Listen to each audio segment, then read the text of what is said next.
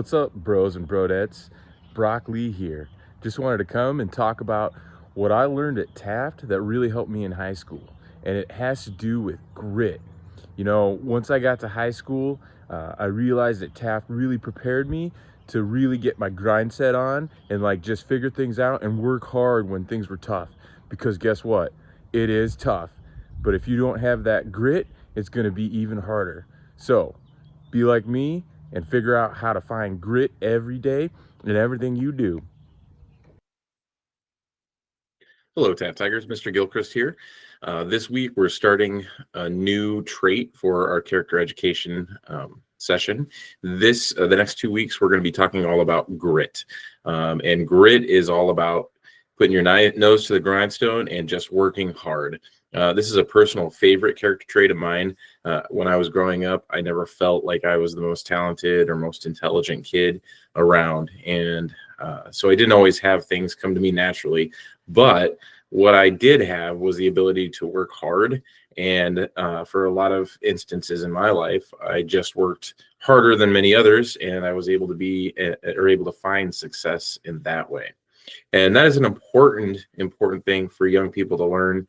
And as you grow through the years that you're in right now, if you develop the habit of grit, nothing will be able to stop you. So what I'd like to do is actually start by watching a video of somebody much smarter than I. She is a doctor and psychologist, and she'll kind of explain a little bit more about what she knows or what she's learned about grit and how when she's studied grit in individuals across a lot of different settings. So listen carefully. I'll talk briefly afterwards. Here we go.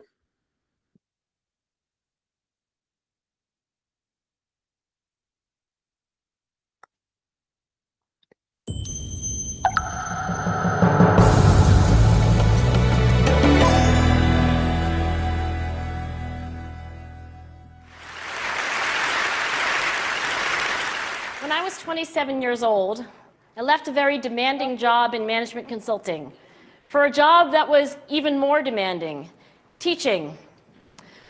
I went to teach 7th graders math in the New York City public schools. And like any teacher, I made quizzes and tests, I gave out homework assignments. When the work came back, I calculated grades. What struck me was that IQ was not the only difference between my best and my worst students. Some of my strongest performers did not have stratospheric IQ scores. Some of my smartest kids weren't doing so well. And that got me thinking. The kinds of things you need to learn in 7th grade math, sure, they're hard. Ratios, decimals, the area of a parallelogram. But these concepts are not impossible. And I was firmly convinced that every one of my students could learn the material if they worked hard and long enough.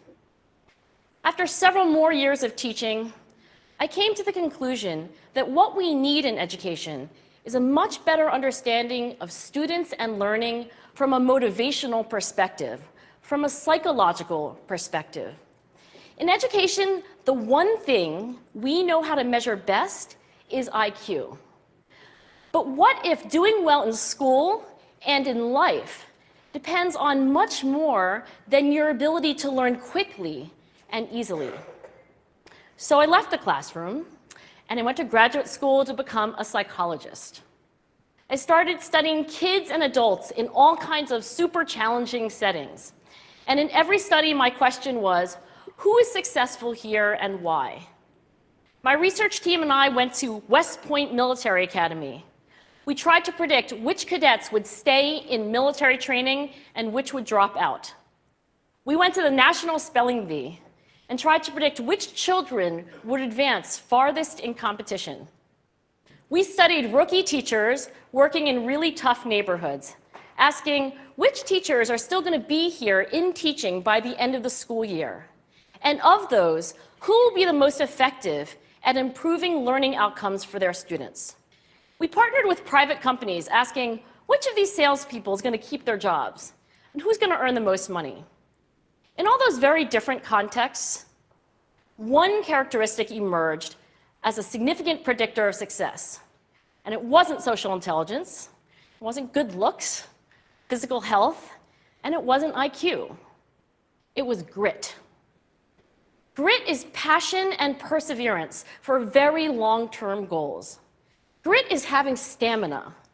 Grit is sticking with your future, day in, day out, not just for the week, not just for the month, but for years, and working really hard to make that future a reality. Grit is living life like it's a marathon, not a sprint.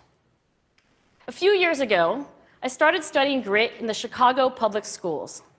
I asked thousands of high school juniors to take grit questionnaires, and then waited around more than a year to see who would graduate.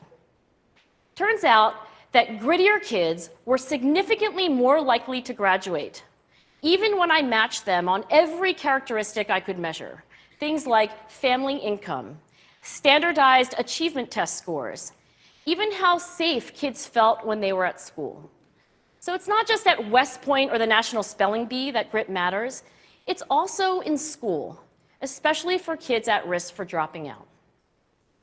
To me, the most shocking thing about grit is how little we know, how little science knows about building it. Every day, parents and teachers ask me, how do I build grit in kids? What do I do to teach kids a solid work ethic? How do I keep them motivated for the long run? The honest answer is, I don't know.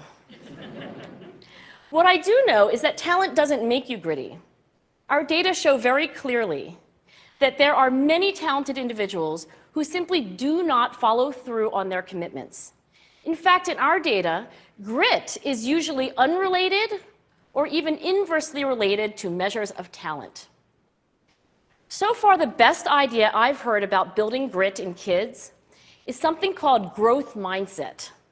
This is an idea developed at Stanford University by Carol Dweck, and it is the belief that the ability to learn is not fixed, that it can change with your effort. Dr. Dweck has shown that when kids read and learn about the brain and how it changes and grows in response to challenge, they're much more likely to persevere when they fail because they don't believe that failure is a permanent condition. So growth mindset is a great idea for building grit, but we need more. And that's where I'm going to end my remarks, because that's where we are. That's the work that stands before us. We need to take our best ideas, our strongest intuitions, and we need to test them.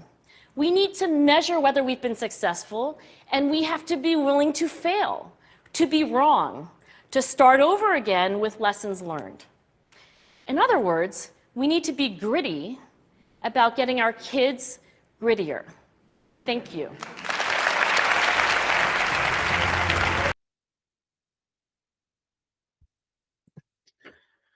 Okay, so that video, obviously the audience is not middle school aged kids, but I thought it was important that you actually see that because that individual did a lot of research across a lot of different settings.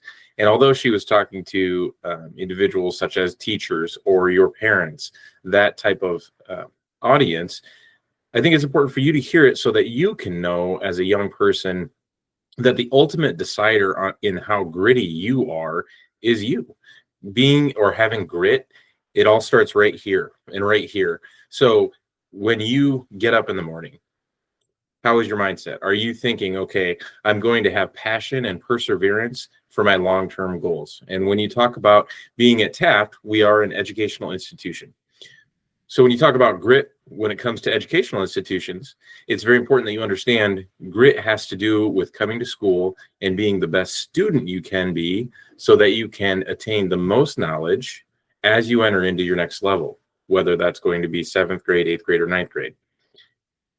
If you attain some of those gritty habits of being able to push through even when things get hard, you're going to be set up for success no matter what.